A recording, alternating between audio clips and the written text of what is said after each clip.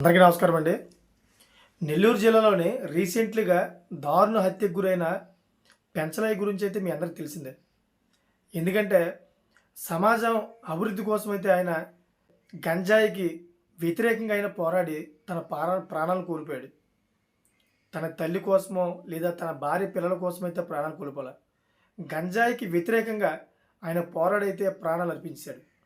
కానీ ఈ విషయం ఇప్పుడు ఎందుకు చెప్తానంటే అదే నెల్లూరులో యువత ఏ విధంగా పాడైపోతుందో ఈరోజు జరిగిన ఒక పెద్ద సంఘటన దానికి ఆదర్శం. ఎందుకంటే ఒక ఆర్టీసీ డ్రైవర్ అడ్డంగా నిలబెట్టిన ఒక బైక్ని తీయమన్న మాటకే అక్కడ ఉన్నటువంటి యూత్ అంతా కూడా డ్రైవర్ మీద వాగ్వాదం దిగింది. ఆ డ్రైవర్కి మద్దతు తెలిపిన కండక్టర్తో కూడా విపరీతమైన వాగ్వాదం జరిగింది ఆ రోడ్డు పైన.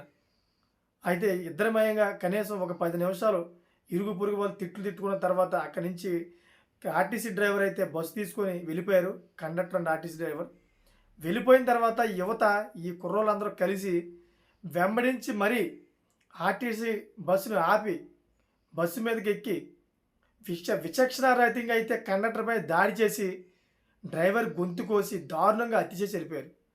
నెల్లూరు జిల్లా పరిస్థితి ఎలా ఉందంటే యువతని ఎవరైనా ఏమన్నా కానీ తక్షణమే హత్య చేసే విధంగా అయితే యువత ఆ విధంగా అయితే అక్కడ తయారైంది. ఇదంతా కూడా గంజాయి ఎఫెక్ట్ అని నాకు అనిపిస్తుంది. మరి ఈ ప్రభుత్వాలు ఆ గంజాయి ఎఫెక్ట్ని కానీ నిర్మూలించిపోతే మరిన్ని ప్రమాదాలు జరిగే అవకాశం ఉంటుంది. ఈ మత్తులు ఏం చేస్తున్నారో వారికే తెలియట్లేదు.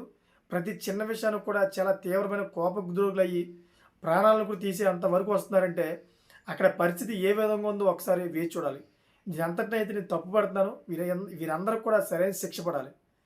చూసారు కదా, ఇటువంటి లేటెస్ట్ ఇన్ఫర్మేషన్ ఎప్పుడు కూడా కావాలనుకుంటే నా ఛానల్ సబ్స్క్రైబ్ చేసుకోండి. Thank for watching friends.